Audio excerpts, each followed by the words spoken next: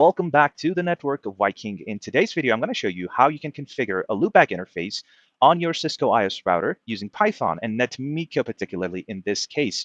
Well, you might be like, okay, it's actually pretty simple to go ahead and add a loopback interface to your Cisco router using just a CLI, right? It's just a couple of commands. Why would you want to go ahead and run this script compared to those 3 to 4 commands to add a loopback interface? Well, when you're dealing with just one router, you go ahead and go to the config terminal and just run those interface loopback IP address, no shut commands. Your loopback interface is created. But on the other hand, what about hundreds of routers, let's say, or maybe 10 or 20 routers as well? You don't want to go ahead and manually SSH into all those routers one by one and do the same thing again and again and again and again. In that case, a script like this will save you a ton of time and also make sure that you don't make any mistakes while doing it manually. Well, in this video, I'm going to show you how you can use a simple script like this to go ahead and create a loopback interface in your router. Well, with the same logic, just adding a couple of loops here and there or using files, you can go ahead and do the same thing for multiple routers or add multiple loopback interfaces.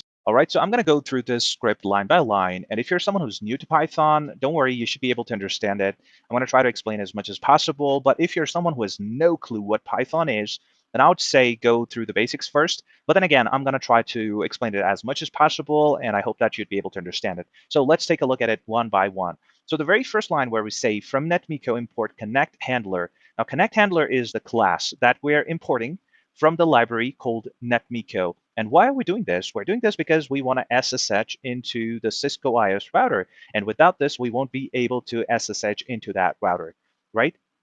Now, in the next line, we see def and then add underscore loopback. Now, def is a keyword in Python, which is used to define a function. And this is the function that we're creating. The name we have given it is add underscore loopback. You can name the function whatever you want, but please avoid keywords. That's it. All right. So then we have these parameters.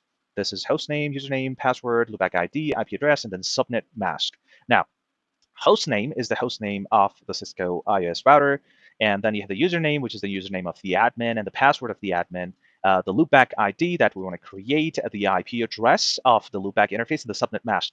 Now, in this particular script, what I've done is I have statically provided these values. So in the hostname here, I'm sending this value. And then in the username, I'm sending this value right here. And then the password in the password, and then the loopback ID, the IP address, and then the subnet mask, and so on. So subnet mask is on the right side, which is outside the screen here, which is 255.255.255.0. Right, we're sending that over to the subnet mask right here. And then we have a dictionary. So let me go ahead and clear up the screen a little bit first, and then we're going to go through the device. Okay, so then we have a dictionary right here, which is named device. Now, this dictionary, it holds the connection parameters to NetMiko. What is the device type in this particular case? So this is the platform, basically. The device type is used to mention the platform that we're dealing with. In this case, it's Cisco underscore iOS. The hostname is the hostname of the router. The username is this, and then the password is this. Now, this is sent over to the password, and that goes right here, right? So all of this is inside this dictionary. In dictionary, we know that we have a key and a value. So this is the key, the host is the key, and the host name here is the value, right? The username is the key, username here is the value, key and the value, and so on. And then we have net underscore connect.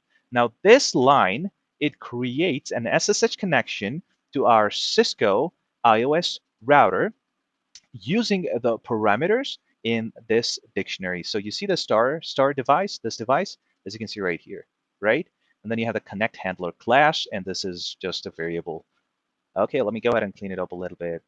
And then we have a list right here. So the name of the list is commands, and we see the square brackets right here, and this is the closing one. In this list, we see that we got 3 commands that we usually run in the CLI. Those commands are mentioned right here. Now, we are using the f string, which is the formatted string literal, to go ahead and add this loopback ID value. That's actually this.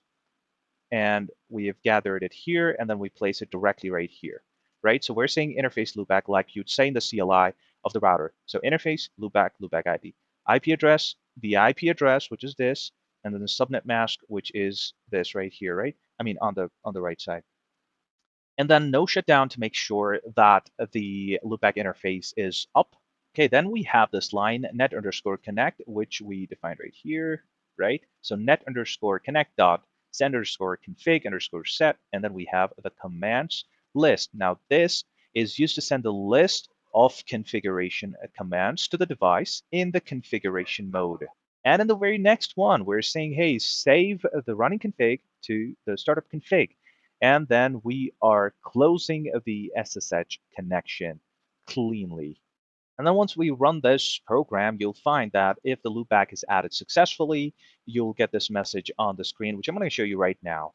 Now, obviously, a lot of things are missing in here. Like I mentioned previously, you can add more loops. You can add error handling as well, and stuff, extra stuff in here to go ahead and deal with multiple routers or multiple, if you want to add multiple loopbacks and so on, right? And then what do we have here, right? So we have the definition of the function here, and we're calling the function here. So from the very beginning, if we don't put this line in here, this will never be called and none of this will take place. So this is where we call the function. So this is where we call the function and this is how we define that function. That's pretty much it. So I'm going to go ahead and run this program now. In the Sublime text editor, we do a Control Shift B as in Bravo and hit enter. All right, so what do we have here? Loopback 13 added successfully. Now, if I go ahead and open up the router and I run the same command again, show IP interface brief, hit enter, and you find the loopback 13 is added now with the IP address 13.13.13.13, blah, blah, blah. And if I show it to you right here, you'll find that there's no loopback 13. So we were able to successfully add loopback 13 to a router using this Python script. I'm looking to make more videos on the same topic and possibly use Permico as well and other stuff like, for example, use files, loops, error handling, and all that stuff inside the same script. But I would like to hear some suggestions from you as well to make sure that I make the videos that you're most interested in or you need the most. And I'm going to try to explain more if there's something that you want me to throw some more light on. So thank you so much. It was a pleasure. And I hope to see you in the next video. Till then, if you are new to the channel, please go ahead and like, share, comment, and subscribe. And take care of yourself. Thank you so much. Goodbye.